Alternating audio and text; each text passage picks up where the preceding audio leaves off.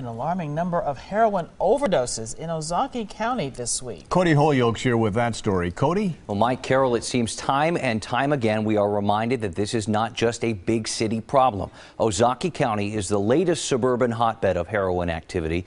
Recently, a handful of people nearly lost their lives.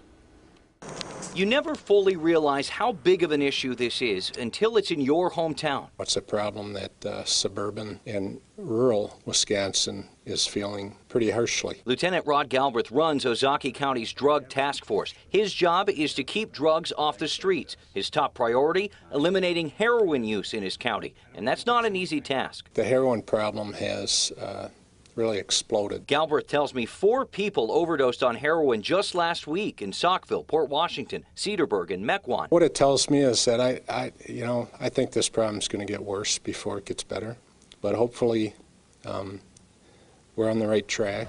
Galbraith's team is hard at work. Exhibit A, Larry Pettigrew, who sold heroin to detectives in Mequon. Authorities caught him after a manhunt last week. The work continues for cops, but community members and families also need to join the fight. Law enforcement alone isn't going to solve the problem. We need to fight the battle on many fronts. That includes education. We've seen a number of suburbs host heroin summits to work to change the culture, the mindset that says doing this drug is okay. That's a challenge, but it's a challenge that could save lives and keep detectives from knocking down your door. We want to send a message that if you're involved in it, from the law enforcement perspective, we're going to do everything we can to find you, prosecute you, and send you to jail.